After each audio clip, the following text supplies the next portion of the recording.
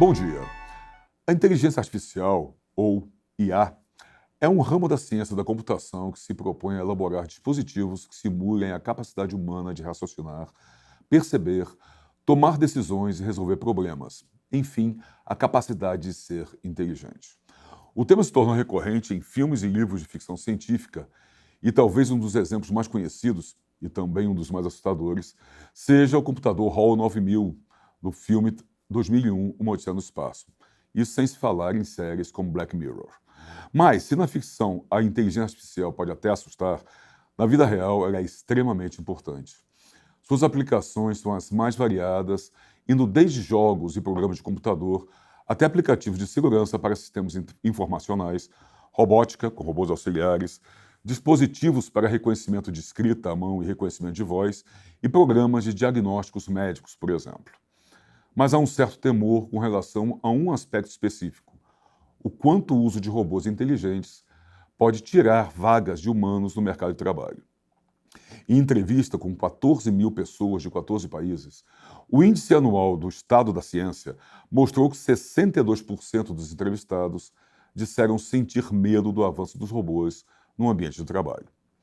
Para responder se essa questão faz sentido e sobre a importância crescente da inteligência artificial no nosso cotidiano, o Diálogos na USP recebe agora os professores Glauco Arbix, professor titular do Departamento de Sociologia da Faculdade de Filosofia, Letras e Ciências Humanas da USP, FFLESH, e coordenador do Observatório de Inovação do Instituto de Estudos Avançados da USP, o IAA. E Fábio Cosman, professor titular da Escola Politécnica da USP e ex-coordenador da Comissão de Inteligência Artificial da Sociedade Brasileira de Computação, a SBC. Professores, muito bom dia, muito obrigado pela presença dos senhores. É um prazer tê-los aqui.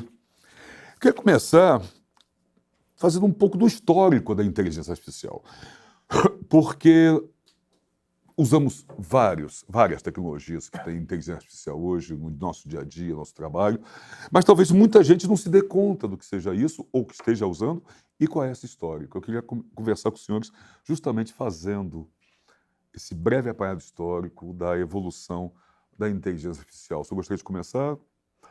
Professor Fábio? Eu acho que é interessante olhar para a inteligência artificial como um esforço multidisciplinar que vai para trás séculos, tá certo? Então, você tem filósofos aí de séculos atrás que já tinham interesse de montar uma máquina que calculasse, que fizesse algum tipo de raciocínio lógico, né?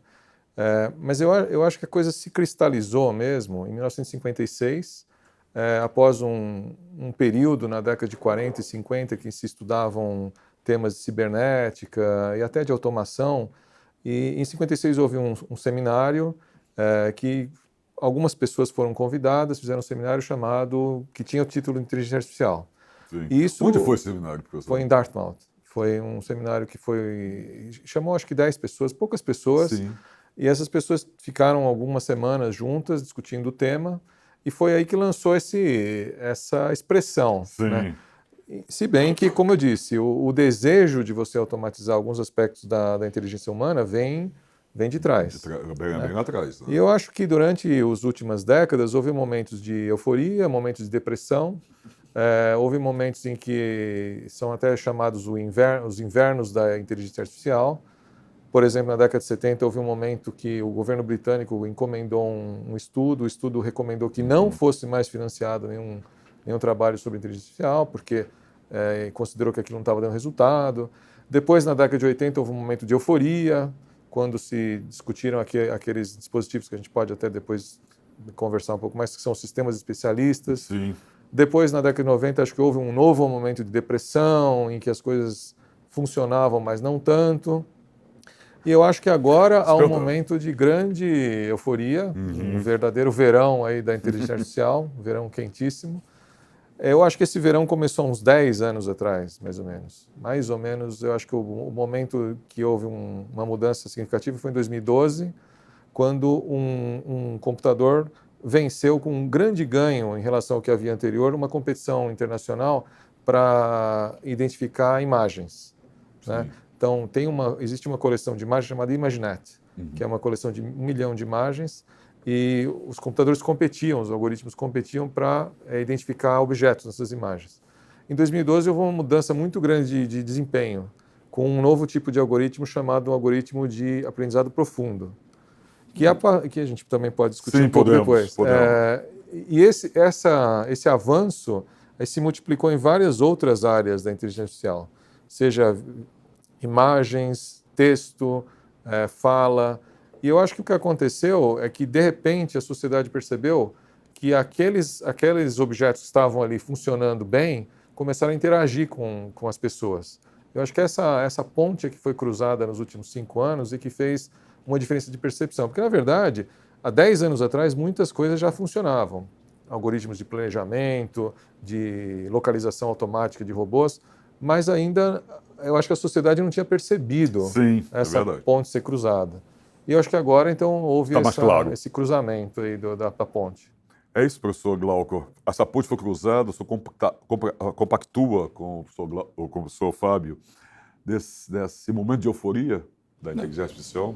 Totalmente. O Fábio tem muita razão no que levanta.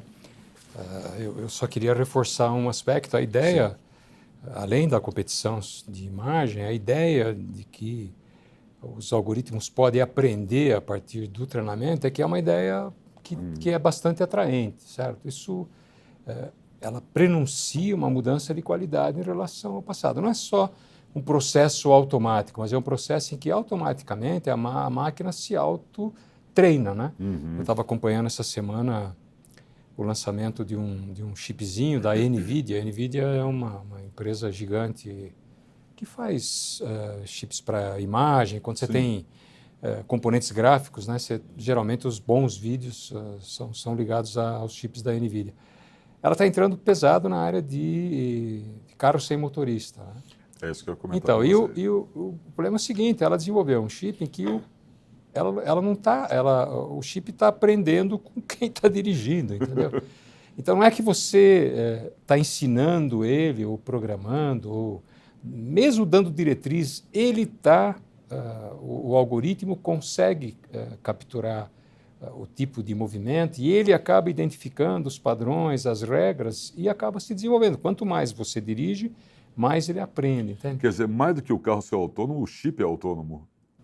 Em parte. Isso faz um pouco da modernidade da inteligência artificial, que é um pouco o que está na base do que nós estamos vendo hoje, esse boom. Né? Com certeza. Deixa eu só falar um dado sobre isso que eu acho que é interessante para o pessoal que está assistindo, que é o seguinte. Em 2009, um pessoal da Google, inclusive um deles é o Norvig, que é um coautores de um dos livros mais populares da área, eles publicaram um livro em 2009, 10 anos atrás. Eles publicaram um artigo que o título é meio difícil de traduzir, mas é o seguinte, traduzindo mais ou menos, é assim, a pouca razoabilidade da efetividade dos dados. Então, e qual que é o argumento deles? É o seguinte, quão inteligente você pode parecer sem realmente entender o que você está fazendo, mas observando padrões em dados e aprendendo com esses padrões. Eu acho que isso que o Glauco falou, que assim, quão fundamental ficou hoje em dia na inteligência artificial você aprender a partir de padrões que estão expressos em grandes bases de dados. Isso ficou fundamental para a área. Como isso se aplica, professor Fábio? Como isso se dá de fato? Não, por exemplo, imagine você, vou dar um exemplo que eu acho paradigmático, tá? Dessa nova IA que surgiu a partir de 2005, 2000 e pouco. Pega o caso de tradução, né?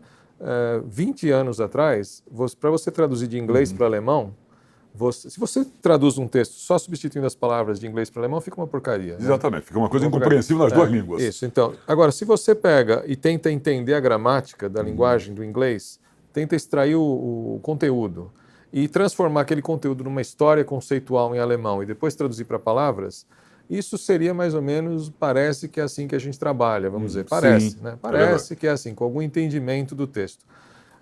Veja, não é assim que os melhores tradutores da Google fazem hoje. Tá? Não é assim que nenhum bom sistema de tradução traduz texto hoje em dia. Como que eles traduzem? Eles calculam, basicamente, resumindo, a probabilidade de uma palavra em alemão ser emitida dadas as palavras que foram emitidas em inglês. E essas probabilidades, elas são calculadas a partir de grandes bases de texto, grandes textos, grandes coletâneas de texto. Você usa para calcular a probabilidade de cada palavra em alemão a partir das palavras Acaba sendo a base, né? Exato, quer dizer, é uma pesquisa. tradução sem entendimento. É uma tradução baseada em padrões de palavras. Então, acho que essa mudança foi paradigmática. Essa Professor Glauco. essa alteração é chave. Isso é um pouco... Acho que está na raiz um pouco do medo que as pessoas têm. Sim, e vamos falar depois sobre esse medo também. Então, Isso porque, faz parte. na verdade, tem muito enredo de ficção envolvendo a nossa atividade. Não são somente os filmes de Hollywood, o Exterminador do Futuro, aqueles filmes em que, em princípio, as máquinas dominam, mandam, controlam.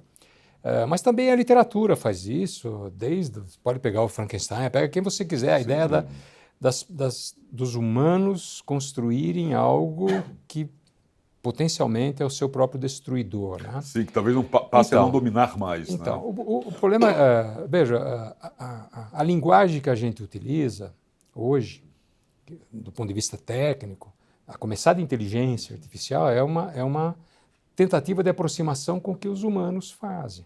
Né? Mas tem sempre que lembrar que é artificial, segundo é aprendizagem de máquina, é a máquina que está aprendendo. Os sistemas são diferentes. O Fábio mesmo falou, durante muito tempo, o Fábio me corrige se eu estiver errado, a tentativa dos coders, né, daqueles que faziam os algoritmos, era exatamente imitar os humanos para fazer as traduções. Exatamente. Sabe o que aconteceu? Muito pouca coisa. Quando eles compreenderam que as máquinas podem operar de outra maneira, com uma eficiência muito maior, praticamente desenvolvendo sistemas estatísticos, desenvolvendo sistemas matemáticos, sistemas de engenharia, as coisas começaram a andar. É um pouco o boom que nós estamos hoje. Veja, a lógica apesar das palavras se referirem sempre aos humanos, né, porque é mais fácil, claro. Né? Veja, o campo é nascente. A gente está utilizando os conceitos que a gente tem. Né?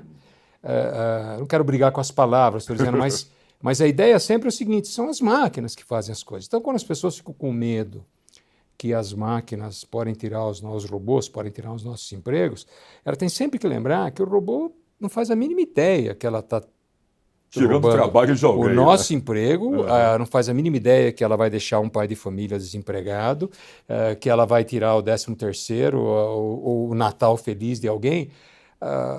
Você tem sempre que lembrar que se isso acontecer é porque algum humano, ou alguns humanos, ou alguma instituição, ou algum governo, ou alguma empresa permitiu que tirasse. Não põe a culpa no robô, entendeu? Tá. Então, em cima disso, eu queria trazer uma questão para os senhores. O quanto de questões éticas e morais existe com a utilização da inteligência artificial? Senhores, porque a culpa não é da máquina, a culpa é daquela parcela humana que está comandando ou não. Mas quanto de ética e moral existe nisso, ou que precisamos ficar atentos? Professor Fábio, para começar com o senhor, veja, eu vou aqui falar um pouco, que são questões complexas, né? Sim, estamos aqui. Então, não, eu vou começar dizendo o seguinte, que eu acho que se você olhar 10 anos atrás, na comunidade, havia pouquíssima discussão sobre ética, pouquíssima, e as pessoas estavam mais preocupadas em fazer as coisas funcionar. Não era prioridade fazer não esse era tipo prioridade, de discussão, né? Não era prioridade porque não havia necessidade premente disso.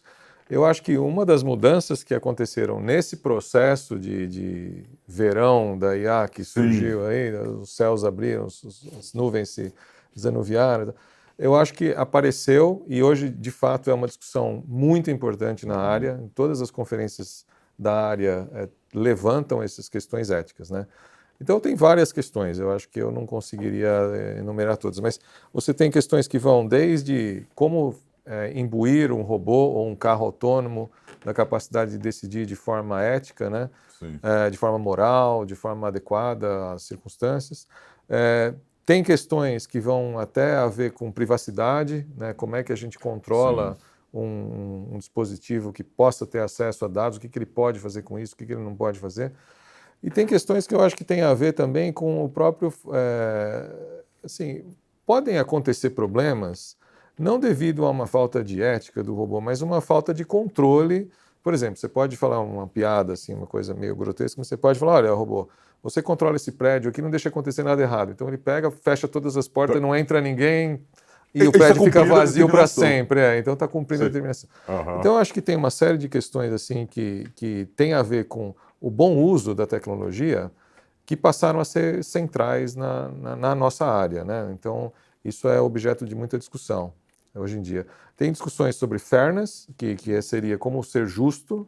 Então, um dos problemas que foram identificados nos últimos anos, que eu acho que ficou um problema central na área, é como você aprende esses padrões que o Glauco mencionou, sem aprender discriminações, sem aprender a discriminar junto, né?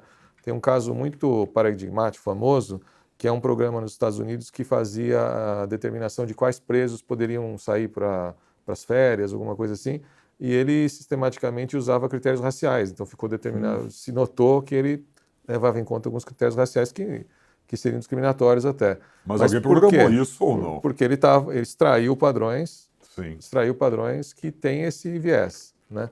Então todas essas questões se tornaram centrais, realmente. É isso, professor Glauco. Quer dizer, como é que ficam essas questões? Veja, nem sempre o problema não é a culpa da máquina nem do algoritmo e muitas vezes também não é do programador. Às vezes a gente tem uma impressão que aquele que faz o sistema de algoritmos é o preconceituoso. Às vezes ele é ele mesmo, certo? Mas, em grande parte, você tem sempre que lembrar como os computadores, os algoritmos trabalham com dados, e eles precisam de grandes quantidades de dados, pelo menos por enquanto, certo? Até que seja resolvido trabalhar com menos dados, né? Que também é uma das linhas de pesquisa atuais. Os dados disponíveis, eles são, de uma maneira, em geral, eles são expressão da nossa sociedade. Sim. Certo? E a nossa sociedade, infelizmente, ela é preconceituosa, ela segrega, ela não é inclusiva, ela tem vícios. Então, o que acontece é que isso passa para a máquina. Isso passa para a máquina. Mesmo essa questão, vocês vejam a maneira como o Fábio colocou, certo? Que eu concordo com a maneira como ele colocou, mas é um problema gigantesco. Ele falou assim, nós estamos tentando evitar que a máquina reproduza os vieses, né, do banco de dados, vamos chamar assim. Tudo bem, mas quem que está tentando? Eu? Ele? Isso. Você? É como se nós fôssemos... A própria máquina?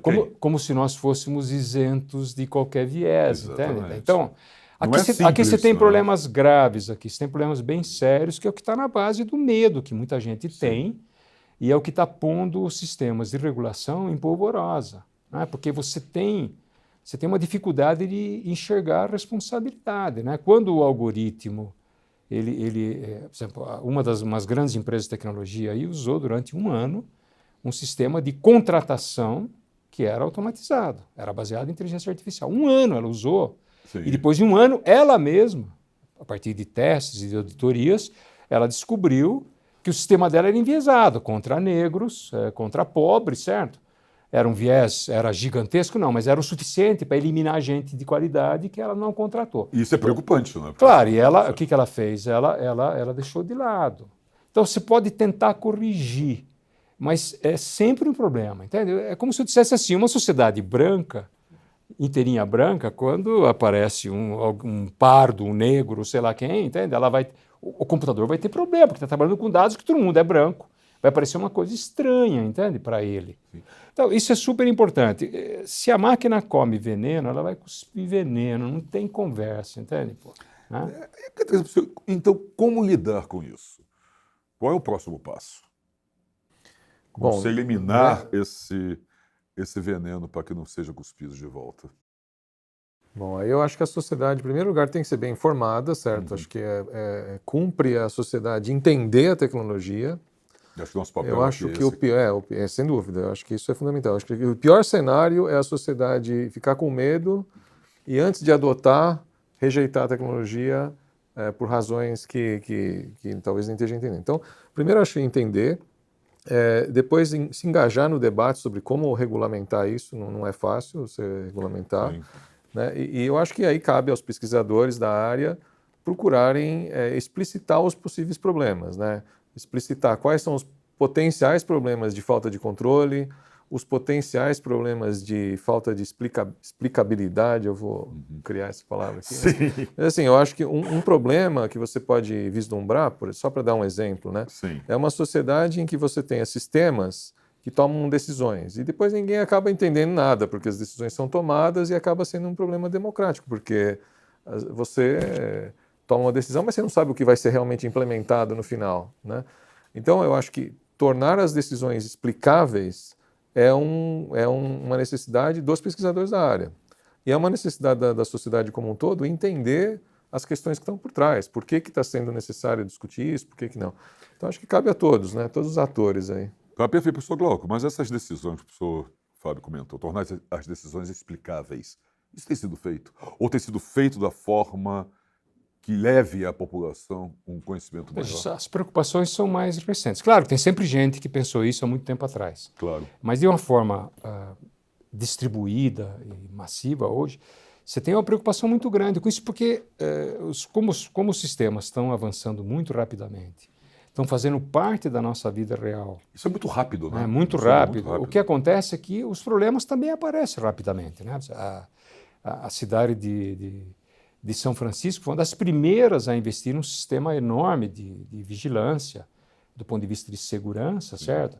Para fazer chamado facial recognition, reconhecimento facial. Sim, isso. Bom, e depois de um tempo ela gastou bilhões de dólares, não foi pouco dinheiro, certo? O que aconteceu é que o número de erros e o viés que aparecia foi muito grande. Ela suspendeu com 3 frases. Três frases. Primeiro, a tecnologia não está pronta, porque ela tem muito erro. Sim. Segundo lugar, as leis não estão prontas, porque eles tiveram dificuldades de saber quando identificaram um senador, por exemplo, como um meliante, um criminoso, certo? E o senador estava em Washington, não estava lá. Então é um negócio... Complicado. Certo? Você pode imaginar a discussão que houve nos Estados Unidos. E terceiro, quer dizer, então veja, a tecnologia não está pronta, as leis não estão prontas e a sociedade não está pronta. Sim. Então, em nome disso, eles suspenderam, eles não são contra a tecnologia. A sociedade está lá, você pode fazer pesquisa, deve fazer pesquisa. Mas, concretamente, para você trabalhar com elas, tem que ter um grau de segurança razoável. Então, quando o Fábio fala tem que ser explicável, né, isso que ele chamou de explicabilidade, é que as pessoas têm que compreender como é que a decisão está sendo tomada. Né? Você pensa num sistema médico em que você tem... Quando você fala se o computador vai dizer se está com gripe ou não, tudo bem, porque se você não tiver com gripe, ou se tiver com gripe, você vai tomar o teu comprimido lá e vai ficar em cama, vai ficar em casa como a sua avó mandava, certo? Vai tomando canja de galinha e deitado. Exatamente. Mas se for um tumor de câncer, certo? Um tumor daqueles pesados, a pessoa vai olhar e falar assim, bom, mas é o computador que está dizendo, eu tenho que ter uma relação de confiança. Para ter uma relação de confiança, eu preciso entender como é que ele chegou a essa conclusão. Sim, Esse é o nó do problema, entende? Porque eu estou dando exemplo aqui, mas podia pegar o exemplo do carro sem motorista, podia pegar uma série enorme de exemplos que diz respeito. Na área da saúde é gigantesco esse problema, mas não é só lá, em todo lugar. Questão de segurança também, não é? Exatamente, o problema é de você saber...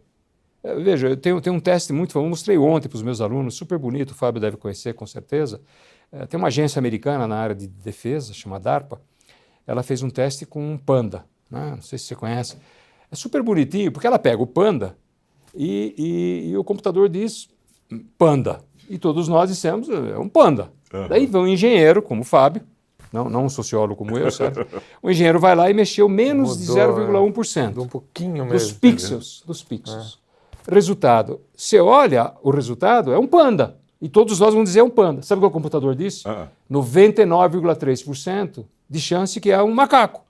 Gente, é mesmo. Bom, então daí você fala assim, alguma coisa está esquisita, você percebe? Porque o grande problema é, os sistemas são seguros, eles são invulneráveis. Porque a grande questão é, será que eu estou dirigindo um carro sozinho, de repente o carro começa, em vez de ir para Porto Alegre, vai para Manaus, certo?